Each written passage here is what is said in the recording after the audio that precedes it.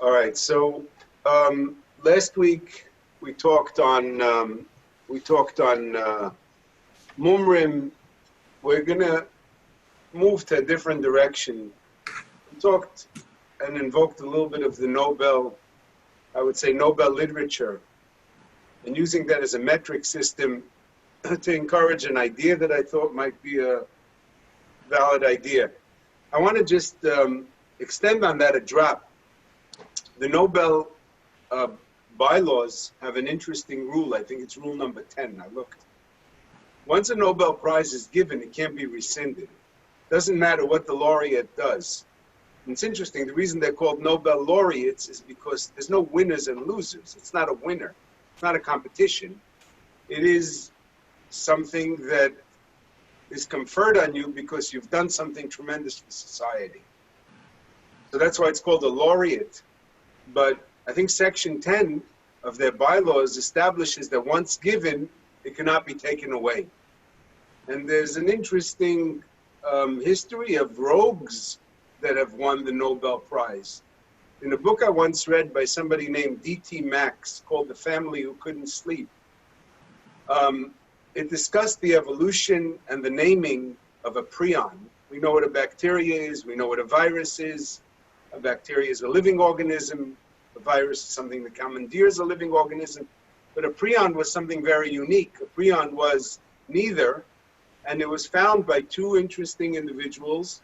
One was a guy named Daniel Carlton Gaidashek, who was born in Yonkers, New York. He died recently in 2008. And the other one was a guy, Stanley Pruginer.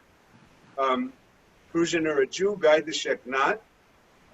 Gaidashek started his work through cataloging tremendous voluminous amounts on Kuru disease, which is a form of encephalopathy, a spongiform disease that causes similar symptoms to Yaakov Creutzfeld's disease, mad cow disease, and that's a prion disease. He never came up with the cure, but he understood at some point the cause, and that was seen as enough to give him the Nobel Prize. And winning the Nobel Prize makes you like a rock star in the world of science, which he was. Interesting is he had a very strong, robust history of pedophilia. He came home with about 20 kids from the foray, and he took care of them, having the money that he needed. He sent them to school and abused them. And at some point, he was arrested and he was sent to jail, but he never lost his Nobel Prize because Section 10 of the Nobel bylaws say very clearly you do not lose your prize, even for things untoward you. And there were also people whose prizes were given to them on the basis of bad, faulty junk science. One such individual was Antonio Igas Moniz. I think he was the first Portuguese to win the Nobel Prize. And he's famous for the frontal leucotomy, or what we know it as today is the frontal lobotomy. He understood that in apes, taking away some of the white matter of the frontal lobe of the brain would cause them to be calm and would help them in their stress levels. And he introduced that to humans. And as a result of his work, thousands upon thousands of people were given frontal lobotomies, including President Kennedy's sister. And it was a terrible, terrible treatment for a disease that wasn't even there. And nobody today does a frontal lobotomy. There is no such thing as a frontal lobotomy. And Igas Moniz should have, in theory, lost this prize because he only wrought havoc on the world. He left many, many catastrophic stories. There's some stories that are written by people who had lobotomies, and they go on to write about what a bad life they live as a result of this treatment. So Antonio Igas Moniz won a prize for something that was actually terrible for the world, but Section 10 says once you've contributed a certain amount that society feels they're willing to confer a prize on you, you keep that prize forever. Same goes with literature. There have been some many bad people who wrote books that are considered, important books, and we don't even ban them from our houses. Most people don't know that Roald Dahl, the guy that wrote Willy Wonka and the Chocolate Factory, was a rabid anti-Semite, a misogynist, a tremendous racist. The Oompa Loompa originally was supposed to be small little Mexicans, but they told him it wouldn't sell, it would be terrible, it would cut off a market. He was adamant about it. He had in 1983, I believe, he said that the Jews, while they didn't deserve what Hitler did, but you can't fault him for picking on the Jews. He says they're a horrible, accursed race. This is one of the most wholesome books and wholesome movies, and people like his stuff. Roald Dahl. Ironically, I once read that Saddam Hussein also tried his hand in literature, and he wrote a book called Zabiba, and it was an analogy about it was a king who rescues a virgin from terrible fate and ultimately takes her off with him, but it was an analogy to his relationship with the United States. It was a bestseller at the time that he wrote it in 2000. Today you can't find it. It is a collectible, Zabiba. But that's an interesting thing that once done in the secular world, in the literary world, you're pretty much iconic. You remain. Your contribution stays. There is rules that certain governments have placed to strip people of their royalties. We know of the Son of Sam law, that a person can't profit on a crime that he's committed. Not every country agrees with that law. The basic idea is, once you've made your contribution lasts l'ol me'ad. Tragically, even Hitler's Mein Kampf is considered literature by some people. Now, the question that we want to deal with today is, how do we see and how do we approach Sfarim, Chidushei Torah, Mechabrim, who've written ideas, who've contributed books, and they were part of our canon, and then these Mechabrim are found out to either be rogues. There are different types of rogues in the gallery of rogues. There are some rogues who go off and they become they become apostates. One book I always like to quote, which I'll eventually do a treatment on, is a sefer called Meitzitz Umelitz. I only have it in facsimile, but it's a book written on Birchas Kohanim and the structure of grammar regarding Birchas Kohanim by somebody named Nehemiah Kohen. Interestingly, in the Pachad Yitzchak, in Erech Dag, Dalet Gimel, he tells you a little bit about who Nehemiah Kohen is, and he tells you that he became an apostate. His book is still referred to by some, and I would like to talk on him a little bit. Another interesting individual would be the Rabbi Dario De Medina. Okay, I don't know that I would call him somebody that would fit this list, but he had a very checkered life. His 76 years was dotted with ups and downs, twists and turns that would make most from people reading his biography shudder, from going into gambling and defending gambling in a treatise that he wrote, Sur Meira. He had it written as a protagonist and an antagonist, Eldad and Medad, one for gambling, one against gambling. And you could tell that he's rooting for the one that wants to okay gambling, because in Italy at that time, they challenged gambling and said gambling should be illegal. And he says gambling is a way to create equality. It allows the Lord to give money to people who wouldn't ordinarily have it. It was very interesting, his defense of this. As known, he wrote Shagas Aryeh, Kol Sochol, Ziknei Yehuda, Midbar Yehuda.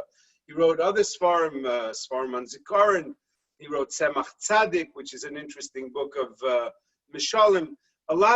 And mostly what he did is he wrote a book which was a Pirush on the Ein Yaakov called Haboina.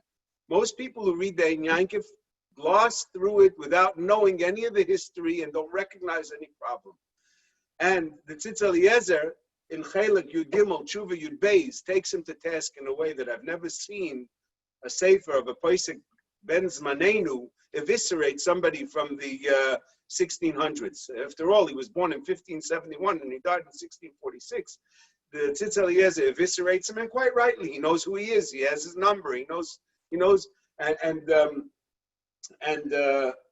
we'll talk on him. We'll discuss whether he's Roy L'Tehila. One of his famous farm was Ben David, where he wrote completely against Emunas HaGilgul. He negated the whole concept of transmigration of souls. It bothered him very much that people believed in that, and he wrote a very strong treatise against it. Not long, it's short, but it's strong. He primarily is from the first Mevakre HaZoyar. His book, Ari Nohem, is against the Zohar. He makes the assumption that Rav Shimon ben Yochai did not write the Zohar. The Zohar was written by others and attributed to Rav Shimon ben Yochai. And this starts an avalanche of pro and con Zohar writing. At some point, we'll talk on that also. That's a very interesting topic. But again, I wouldn't call him a rogue for the gallery of rogues, because after all, he was a man whose life took twists and turns, and he pretty much showed everybody what he was going through at the time he was going through it. So, we're treated to it very nicely, including many different tshuvas that have recently been discovered that really belonged in the Shalos Tshuva Ziknei Yehuda, which aren't there, which also give us some information about his checkered life. Another individual is the Rabbi Avram Abulafia, and I'm not going to talk on any of these today. I'm just mentioning a few of the people. Rabbi Avram Abulafia was somebody that we mentioned last week. The Rashba, when he talked against Nisim of Avila, also mentioned Avram, the crazy guy who had written voluminous amounts of Svarim on Kabbalah. Now, bear in mind, this is before Lurianic Kabbalah. It's before the Zohar has been discovered. So his Kabbalah was a very unique type of Kabbalah. His Kabbalah ends up being a fusion between the logical Maimonidean approach of Meir Nevuchim and between the numerical Kabbalistic approach of the Chachmei Ashkenaz, like Rabbi Lezer Rekeach. For many, many years, Moshe Dell, who I think was the principal scholar on Avram Abulafia, he wrote his doctoral thesis on it, had only manuscripts to show, and it was very difficult to have students read manuscripts that were completely illegible. It's recently that a Breslover guy in the 1990s published all Abulafia's Svarim. I think his name is Amnon Weiss, maybe, published all from Olam Haba down to the end, all of Avram Abulafia's Svarim. And it's interesting. This becomes something that people start reading, and this philosophy with an amalgam of numerology and an amalgam of, and it's the Kabbalah of ecstasy. It's the Kabbalah of excitement. Whatever it is, at some point I would like to discuss it. Now, the interesting discussion on that is, how do we go on to be machshir something that the Rashba said was tamei? This is something that's a little bit different than all the other people. All the other people, Modina and Meitzitzu Melitz and maybe Chemdas Yamim, we'll talk in a second on him. These are people that started off with a negative, and it's really the same. Actually, it's really the same. Avram Abulafia started off with a very big black mark against him. The Rashba in Chelik Aleph Tshuva Tav Kuf Mem Ches labels him as a crazy man with crazy ideas. He was a young man, incidentally. He died at 51, but he was very charismatic, very bright. You know? Huh? Wasn't a Novi Sheker. That's Nisim of Avila. Nisim of Avila. I think Avram Abulafia calls a crazy man. Avram Abulafia practiced Nevuah also, but his idea was messianic, ecstatic messianism. The point is, how are we matara the sheretz? That's like an interesting idea. How are we matara the sheretz? How do all these things find? And speaking specifically about Dario De Medina, most people are oblivious to the fact that his pirush finds a tremendous amount of prominence in the bottom of most Ein Yankivs. There's a pirush called Hakoisev and a pirush called Habayna. Habayna is Dario De Medina. Tzitz Eliezer in Chelik Yudimel's Tshuva Yud Beis points out the many times he talks with tremendous degradation against Amoraim. One of them is Abba Bar Marta. And again, I have what to say on that also. I could defend Modina. I have what to say on that. But I'm just, as a quick brush through, the Tzitz Eliezer very violently and angrily says, who do you think you are? You're a gambler. You're a playwright. You're a guy who writes matzevis. You're going to go and you're going to write against the Altiku B'Mshichai, B'Nvi Altareyu. You have no right to discuss or talk. Who are you, B'chlau? In any event, the Habayna was never taken out. Unlike the Miluim in Shulchan Aruch, which is Mordechai Flunjian, which we'll talk on him. But Kohena v'Kohena, Rabbis v'Rabbis, there are many people who, what we're effectively doing is we're being matara the sheretz b'kufnan drachim. That's effectively what we're doing is as time passes, and it seems the DNA is stripped from these individuals to the point where we don't know who they are, what they stood for, what they said, what the bulk of their literature was, and we see nice things, so we say Kabbalah Samis Mishamra, and we're good with it. We continue with that. And I want to say something. I have a little bit of an idea. I didn't develop it fully, but I thought of it yesterday, 2 days ago. I think I mentioned it to Leo. But I want to say there's 3 Gemaras that I want to just put together, Leman this Inyan, and then I want to talk about Yaakov ben Chaim ben Adoniyahu. And most of you know who he is. I just want to add a few points on him that maybe you don't know. So I just don't have a watch, so I just, okay. So what I want to talk on is like this, is that there's a Gemara in Sanhedrin. This is Sanhedrin Daf Yud Zayin. There's three Gemaras, one after the next. One is Amar of Kahana, Sanhedrin Sharo Kulam L'chayva Poitrim Maisai. When the Sanhedrin sits in judgment of another individual and they only see him as guilty, all 23 see guilt. So Poitrim Maisai, Miyad, we send him. We exonerate him. It doesn't seem to make sense. Now, I'll let you know that the Taisus Rush believes Poitrim Maisai Miyad means we kill him right away. This is Shaloi Ilchasa. The Rambam holds Poitrim Maisai Miyad, we send him home. We give him the benefit of the doubt. We see it as the Sanhedrin is not in favor of him. They have an axe to grind against him. We see it as it's almost like Gideon versus Wainwright's. Every guy's entitled to a lawyer. And if there is not one lawyer amongst the 23, so we send them home. Then the next Gemara says, Amar Rav Yechanan, Ein Meshivim b'Sanhedrin, Ela Bale Koima. The Sanhedrin a guy who's going to be in the Sanhedrin has to be a Bal Koima, he has to be tall. Bale Chochma, he has to be wise. Bale Mare, he has to be good looking. Bale Zikna, he has to be experienced, he has to have age. Bale Kshofim, he also has to know witchcraft, he has to have a secular education. He has to know what's doing on the other side. V'yoidim ba'ayin l'shainis. And I think it means collectively there has to be knowledge of 70 languages. I don't think it means every one of the Sanhedrin has to know 70 languages. So we have so far two Gemaras. Rav Kahana, who says Sanhedrin Shiro Kulam L'chayva Poitrim Maisai. Rav Yechanan, who says the characteristics necessary to become somebody who's a member of the Sanhedrin. And then we have Omar Reb, I forgot who says this one, but Ein Meshivim b'Sanhedrin Ela Hayodea Letar Sheretz Min HaTorah. Amar Yechanan, Amar Rabbi Bar Bachana, I believe it is. Amar Yechanan, Amar Rabbi Bar Bachana. Ein Meshivim b'Sanhedrin Ela Hayodea Letaras HaSheretz Min HaTorah. Now this is a strange thing. What exactly is this? And it looks like these three members, which are said one right after each other, seem to want something from us. So I think that listen, Rabbeinu Tam right away jumps on this and says, what do you want somebody in Sanhedrin who knows how to say Pilpulim Shal Doifi? You want a guy who knows how to be Matar, the Sheretz Min HaTorah? Why do we want somebody like that? And Rabbeinu Tam says, no, it's a real shtickle Torah. Okay, that's Rabbeinu Tam's opinion.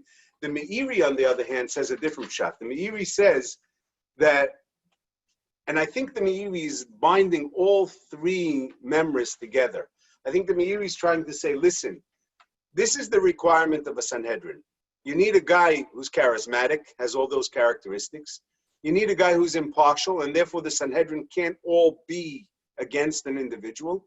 And you need a guy that could pull anything out of anywhere in case they have to make some modification. Because there is a problem, and the Dur is parrots in something, or the Dur needs some heterim. Say, for example, coronavirus.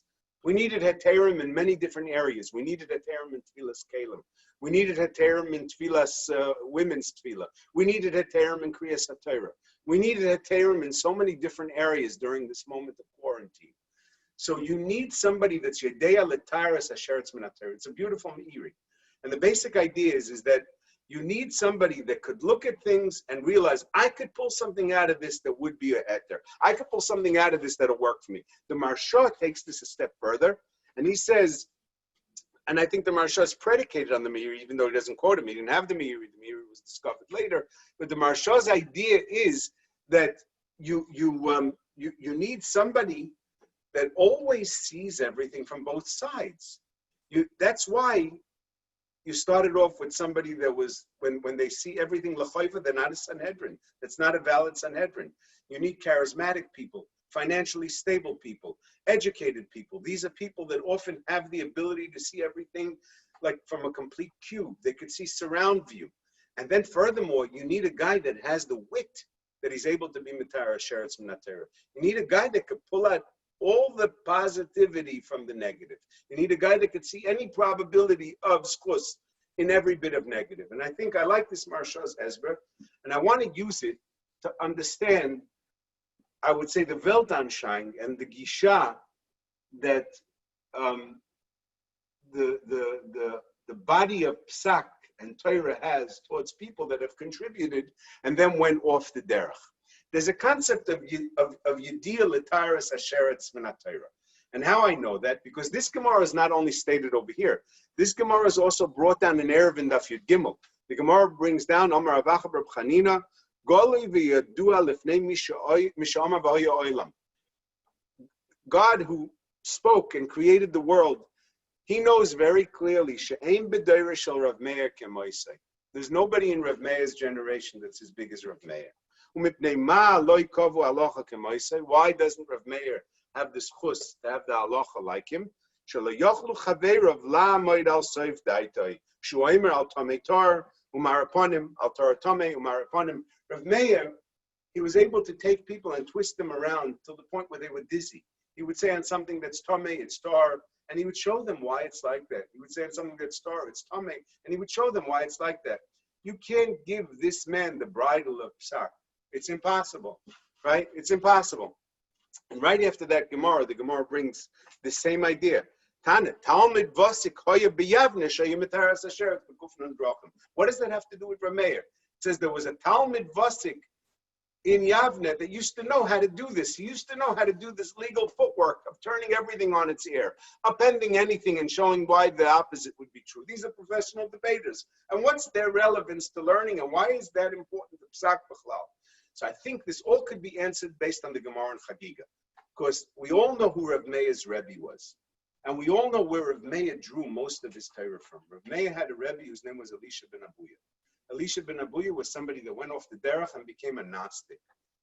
If you want to read Milton, Milton Steinberg's book, like A Driven Leaf, however, whatever treatment you want to have, Elisha ben Abuya was a bad guy, no question. He was smart. He was Rav Meir's Rebbe, and Rav Meir drew a lot of his Torah from him. So the Gemara asks, how did Rav Meir heichi goma Torah mikume de'acher? How did Rav Meir learn Torah from Acher? There's a pasuk in Malachi that says, Kisif seikoyin yishmeru das, v'Torah yivakshu mipiu. Im doime horav lemalach Hashem tzivakis, yivakshu Torah mipiu, v'im lav al yivakshu Torah mipiu. Your Rebbe has to be like a malach. You can't seek Torah from your Rebbe if he's not like an angel. How was it possible for Rav Meir to seek Torah from Acher? What was the right? Where did Rav Meir come from? What was he doing? Okay, so the Gemara brings a couple of Amoraim that try to answer up Rav Meir. Rish Lakish says, Rav Meir kro ashkach v'dorash. Rav Meir found a certain insinuation in a pasuk. The pasuk says, Hat oznecha ushma divrei chachamim v'libcha tashis l'daiti. Listen to the words of the wise, but pay attention to my das. L'daiti v'loy l'daitam. So Rav Meir found a pasuk which seemed to allow him, a pasuk in Mishlei, which seemed to allow him to stray and learn from his Rebbe Acher. Rav Chanina says another pasuk. Rav Dimi says another pasuk. Finally, somebody says, no, it's a svara. Rav Meir, he found an egoist. No, it's a simple logic. Rav Meir was able to ferret out the bad from the good. Rav Meir knew how to be boirer. He took the nut, he cracked it, took all the schmutz off, and he was able to eat the inside. And there's a pasuk for that. It says like this: El ginas egois yoraditi lirois beibei anachal. Lamanim shlu talmidei chachamim leegois. Why are talmidei chachamim compared to a nut? My egois ze av api shemaluchlach betitu b'tzoya. The nut is completely dirty with all types of mud. But ein mashe b'toicha nimas av talmid chacham av api shesarach ein toirasei nimeses. Okay. So we now have an understanding for Rav Meir's mahalach. And I believe these three Gemaras are important. I think the Gemara in Sanhedrin started off. Why? But is it reliable? How do you know there's no... Wait. I'm going to say. So I believe the Gemara in Sanhedrin started off with Rav Kahana and the memory of Rav Yechanan, what Dayanim have to be like, great men, and finally they could be Matar Sheretz, they could be Matar Sheretz for Natar. Great men, according to the Marsha and according to the Meiri, they know how to be impartial. They know how to take everything from everywhere. They know how to glean sources that you would never believe as sources and incorporate it into the body of Torah. The Gemara in Eruvin starts addressing Rav Meir a little bit. Rav Meir was difficult. Chachamim didn't know what to do with him. He was Matar, what they were Matame. He was Matame, what they were Matar. There was a Talmud in Yavne that seemed to have been Matar Asheret B'Kufin and Drachim. Ravina tried. And finally, the Gemara in Chagiga explains to us that what was Rav Meir's issue? It was where he got his Torah from. And it looked to people like the source was treif, and how would anybody know if it's reliable? And it's up to you to ferret it out. This is the type of Messiah we're going to deal with. We like unbroken chains. We like situations where we know where we got it from, he got it from where he got it from. We like situations where everybody is a continuous chain in this Masoretic rope all the way back to Sinai. It was very problematic. And the Gemara continues and says like this, Ashkeche Rabbi Bar Shila le'Elio. Rabbi Bar Shila finds Elio. Amalei Maika Ovid Kutshabrichu. What is Hashem doing right now? Amalei, he's learning, he's saying a Shiur. He's quoting all the rabbis. But he's not quoting Rav Meir. Rav Meir's stuff isn't Torah. Amalei Amai. He says, all these terutzim, they didn't hold up for the Rabbi Shmuel. All these terutzim were not acceptable. He learned Torah from Acher. The Rabbi Shmuel says, that's not my Torah. Lo yoisi karasa Yaakov. Amalei. So Rabbi Bar Shila gets annoyed at Elio. He says, what do you mean? Rav Meir rimayin matzah. Toichel ochal klipasei zorak. He found, what's wrong? So Amalei, he says to him, Hashta ka'ama Meir b'ni. Right now, I just heard Meir b'ni.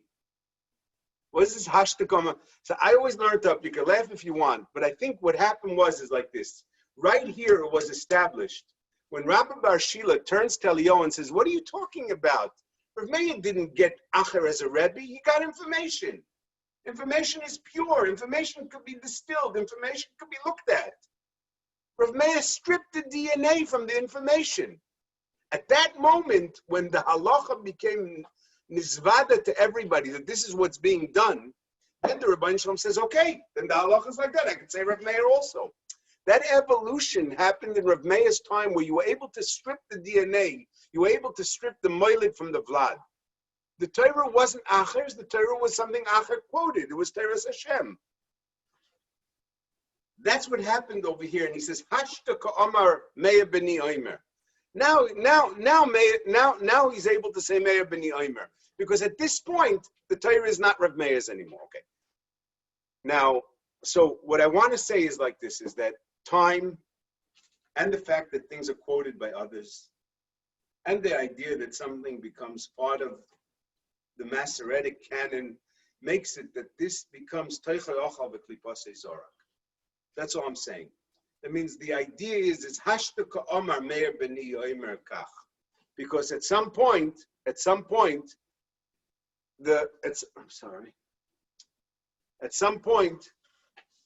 the DNA gets stripped from the Maimar. So now, I want to just say two tshuvas from Paiskim before we go into our first discussion. There's a tshuva from Rav Chaim HaKohen Rappaport from Lemberg. Rav Chaim HaKohen Rappaport from Lemberg was asked about a sofer who went off the derech, and he became a Sabadian. He started believing in Shabsai Tzvi. And some people testified that he had already had these ideas before. These were not new ideas. He had already had these ideas before.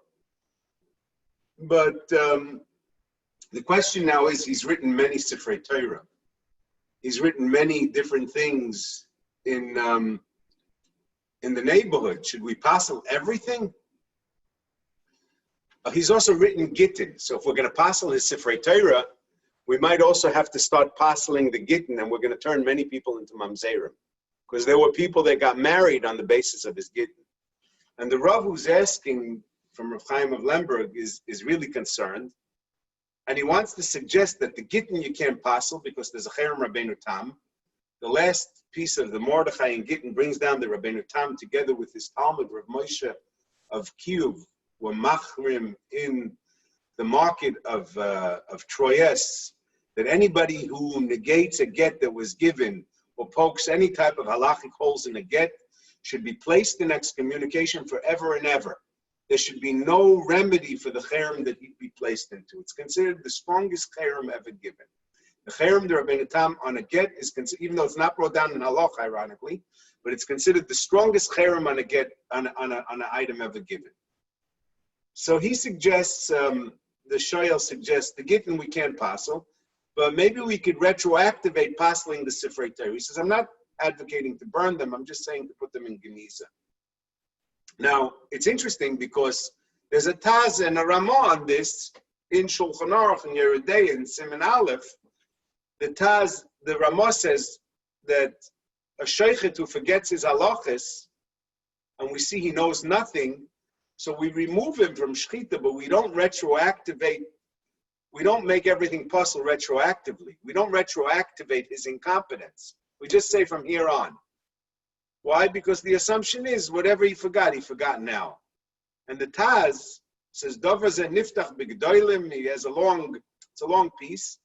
He says, even though the Aguda and the Ramah write that we don't retroactivate his incompetence, but I say we do. I say forgetting doesn't start just on one day. People slowly start forgetting. A doctor who forgets his medical knowledge didn't just forget it overnight. It starts with him not being so up to snuff. A lawyer who forgets his information is not reading his peer reviews, he's not reading periodicals, and he's not researching. He's relying on fumes that he has from his education. So this is considered the retroactive problem, says the Taz. Now, do we pass like the Taz? Not so much. This is regarding shikha, but regarding mumrus, regarding when a guy apostatizes, so that we always say the psul happens right at his apostasy. This Rav wanted to say that's for apostasy, but when somebody has crazy opinions about Shabsai Tzvi, that had to start from the beginning. Rav Chaim HaKohen Rappaport says that's an absurdity. He says everything starts from the time that he let us know who he is. Everything before is okay. His Sifrei Torah okay. The Gittin are okay. Everything is okay. Everything until the moment that he announced he's a Sabbatean is okay. So Rav Chaim HaKohen feels there's a simple cutoff. At the moment that he announced that he's moving, that he's leaving, that's when we have a problem. Before that, everything is okay. That's one tshuva. This is Tshuvas Rav Chaim HaKohen Rappaport Tshuva Nun Hey. Rav Moshe in Even Ezer, Tshuva Tzadik Vav, has a response to somebody who asks him about a singer who was once a yeshiva man and went off and became a very wild individual. Now, you could all figure out who that is. He doesn't mention him by name, but Pashtus, he's talking about Shlomo Carlebach. And Rav Moshe's asked, can you sing the songs that he made up before he went off? And then can you sing the songs that he made up after he went off? They're both real questions. Rav Moshe suggests that the songs that he sang before he went off, you can sing. And he proves it from the fact that we mention Elisha ben Avuya, even though we know clearly that he went off, but we mention all his ideas in Avis Rav Nosson 8 times, in Avis once, because obviously these are ideas that he espoused before he went off. Rav Moshe also does something very unique. He argues with the Kesef Mishnah, which is the Beis Yosef, in his understanding of the Rambam. He argues with the Kesef Mishnah. It's beyond what we have time for right now, but it's an interesting understanding. For no reason, he argues with the Kesef Mishnah. And he concludes that all the songs that this man made up before he became, let's call him out of the fray, are definitely usable. There's no question that they're usable. And even the songs that he made up after, Ramosha suggests are not problematic. He says, Abal Nefesh Yachush La'atzmai. One of the proof that he has is he says, look, we have so many different things that are eponymous. And nobody checks in to see whether these individuals are good people, not good people. Everything we have almost is named for some, whether Fahrenheit, Celsius, Kelvin, everything, or different parts of the body, the McBurney point, the Canal Shlem, the Bowman's capsule, so many different things are named for people. Laws are named for people. States are named for people. Words are named for people. Nobody ever looked to see whether these are good people, bad people. So, you don't have to erase the guy's name as long as, he says, only by Sifrei Torah and Dvarim Shebekdusha do we want to make sure that this person who produced this doesn't have an achiza in this Dover Kodesh, but if not, he would believe it's okay. He says, Bal Nefesh should be machmer. It seems like the Welt is not noyeg like this Bal Nefesh Shita. Most people do sing Carlebach songs very freely and rampantly. I will point out to you that the Mishnah Halachas, which is Rav Menashe Klein, who one of his favorite things was to argue on Rav Moshe, argues on Rav Moshe over here also, and says, no, you're not allowed to sing the songs of Carlebach. And this is in Chelik Ches, Tshuva Kuf Ches, He argues very pointedly, and I think the Debretzina also says like him. Again, the Welt is not noig like that. We sing the songs of Kalbach. You see that. Everybody sings the songs of Kalbach. The whole world is singing the songs of Kalbach. That's how it goes. Okay. So those are two chuvas that I want to just preface before we talk about Yaakov ben Adonio ben Chaim. Now, Yaakov ben Adonio ben Chaim was the Mahadir of the Bamberg Chumash. And he wrote the Messiah, he wrote a form of the Messiah Gedolah and the Messiah Ketana, which is the structure of how words, most of us who don't dabble in the Messiah and Masoretic information have no idea how many different machlokes there are on Nikud, on Tam, on Kriyang Ksiv, on spacing. But Yaakov ben Chaim ben Adonio did a wonderful job. And he put together the first Bamberg Chumash in Reish Pei Ches, I believe it is, which is 1528, or Reish Pei Beis, Reish Pei Aleph, I'm sorry, it was 1521. And he had all the notes done very beautifully. There was another Masoretic scholar who worked with him, whose name was Eliyahu Levitas, also known as Eliyahu Bocher Ashkenazi, one of the greatest grammarians of all time. He wrote many svarim on grammar, Messiah, the Sefer HaKavah, the Mitorgaman, many svarim were written by Eliyahu. Interestingly, is Eliyahu Levitas's children and grandchildren became apostates. They became Catholics. His grandson wrote a scathing polemic against Judaism. So Eliyahu isn't blame-free, but he himself seemingly was a good Jew. He did raise the ire of many Talmidei Chachamim in his time, because he was the principal tutor of a cardinal who paid him room and board and give him full upkeep, so that he taught him Torah and Hebrew. And the question was, what was his legitimacy of doing that? What right did he have to do that? Okay, he explains himself in one of his farm. I think in the beginning of his Sefer Tishbi, he explains himself. That's one of his famous farm. Most of his books, and in fact, all of his books, are philology. I don't think he was a Rabbani in the sense that he could write a Psak Halacha. It's mostly philology. It was all about words, structure words, Nikud, Diktuk. He argues with the Radak, and he wrote many comments on the Sefer HaShoroshim. In fact, the Sefer HaShoroshim from Shin Vav was published with Eliyahu Levitas' Hagoyes. So yeah, but he himself was a Shomer Torah Mitzvah till the end. Eliyahu Bocher Ashkenazi was a Shomer Torah Mitzvah till the end. Yaakov ben Chaim ibn Adonio, however, according to many, became an apostate. He became a goy. Now, it's interesting that the first person that mentions that is Eliyahu Tishbi, Eliyahu Bocher, who was a competitor of his. And he writes in the Sefer called Messiah, which was published in 1538, Reish Tzadik Ches. And he writes like this. He says, "Ha-Messiris meha arba ve'esrim hanitfoses." These Masoretic notes from the 24 books that were published recently in the House of Bamberg, Hinei lo ra'isi kohena. I didn't see any such beauties. B'chol sifrei hakadmonim, mesudarim, metukanim, they're set, they're fixed, beyofi ubehidur, ubetoiv hasidur, very properly put together. Sidram echad mahanevoinim, one of the smart people did this. Hayashmoy lefanim beYisrael nikra Yaakov. He used to be called Yaakov ben Chaim ben Adonio. Tehei nishmasai tzrura betzrur nokov. You never heard that. Let his name be remembered in a, what's tzrur nokov? A ribbed bag, in a bag of filth. Holes. What?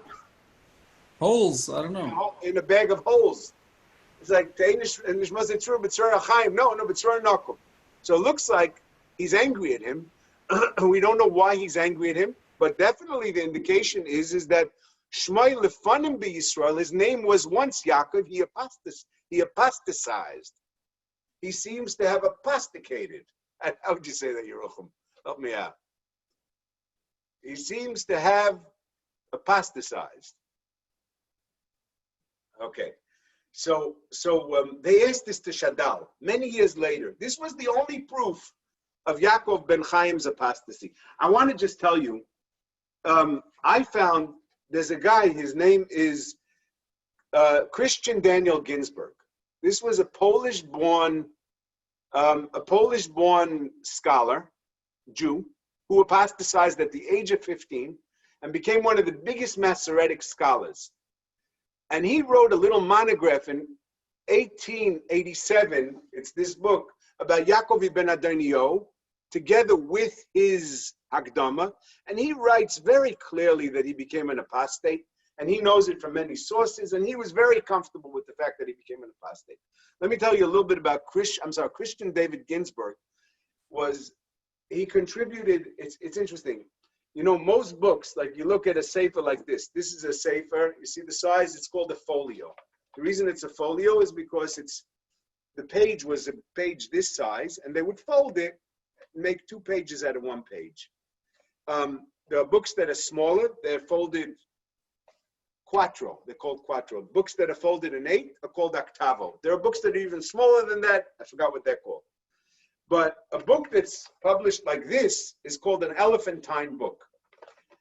Christian Ginsburg published 3 volumes on Messiah in elephantine. They're this big. I have to move back to show you. They're this big. There's no room on a shelf for them. There's very few books that are published like that. It's a shigayin muchlat to publish books like that. The Audubon book by for James Audubon. What's the Audubon guy's name? Anybody remember?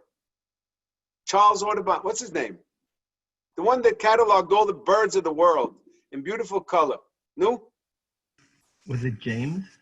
James or Charles, or maybe Bartholomew. I think it was either James or Charles. But I remember seeing his book in Sotheby's. One time I went in, and it was there in the lobby. It was an elephantine book. It was so tremendous. Okay, it was being sold for $5 million. Anybody that's going to buy that is going to have a special place to keep it, no doubt. But this Christian... John James Audubon. James, okay. John James. But Christian David Ginsburg, very rare, unique, this elephantine folio. And he has no problem stating that, like the Masoretic scholar that he is, he's a convert to Christianity, so too was Yaakov ibn Chaim ibn Adonio. But no one knew for many years. This statement in the Mesiras HaMesirah was something that troubled people, but no one knew how to decipher it. Until Shadal, Shmuel David Lutzato, came along many years later in the 1800s, and someone asked him, is Adoniyahu an apostate or not?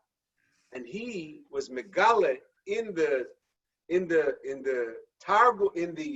colophon of the Rash in Taras, where the 2 people who copied in Justiani Press from Adoniyahu's work in Bamberg, they say, yes, we copied it from the apostate, we took it from him, his work was good, I'll read you the text if you want. And now Shadal says, Al Pishnayim Eidim Yakum Davar, I have no choice, but I have to believe that he was an apostate. If the Justiani publishers, who were many years later, about 20 years later, who took their work from Yaakov ben Chaim ibn Adonio, who was a big Talmud Chacham, incidentally. If you look at his Akdama in the Bamberg Chumash, he was a big Talmud Chacham. He wasn't just a philologist and a grammarian. He knew a lot of things. But they said he was an apostate. Eliyahu Bachu said he's an apostate. Al Bishnai made him Yakum Davar. He's an apostate, and that's it. Interestingly, is we work with all his stuff throughout all our publishings of Chumashim.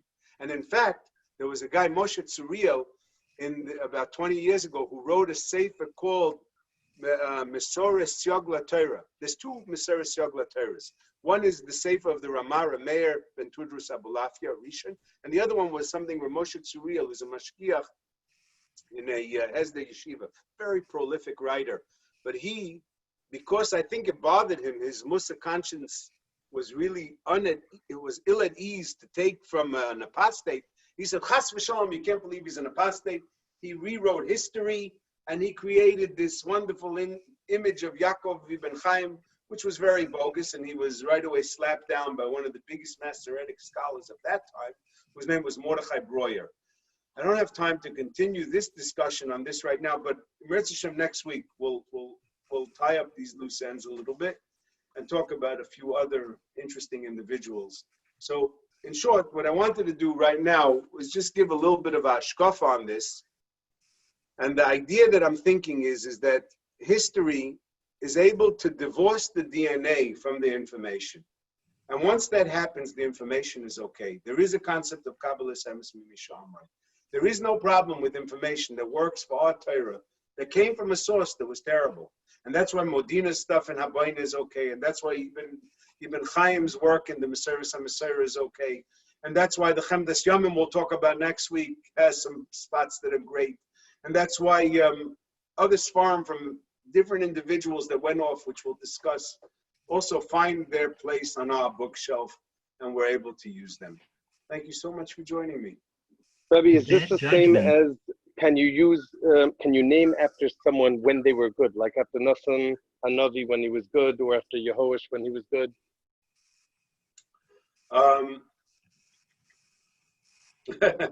After Yehoash when he was good. That's a good question.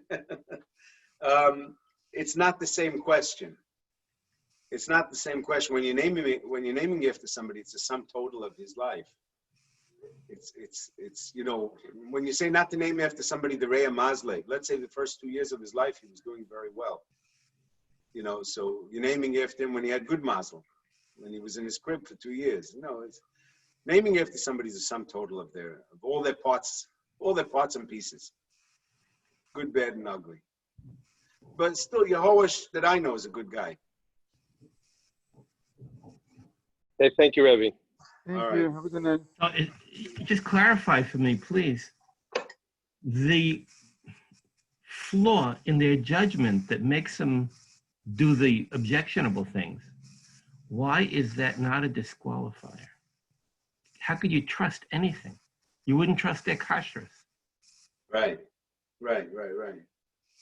Again, I'm saying we're done with them. They're dead. They're gone. Now the question is the information. Yeah, if he cooked you a cake, if he baked you even if he cooked me a cake, you're not going to eat it. But if you said a good pshat in Rashba, I'm going to listen to it. Yeah, you're right. There's no unless it's inherently throws you off in some way. What? Unless it somehow, it's tainted. Again, I'm showing you that that's not how we approach it. It seems that we accept everything. If it's Oimed in the Kura Mivchan of Rabbanim and Gedolim, and we see the information as valid. So, look, I'll talk about Avram Abulafia next week.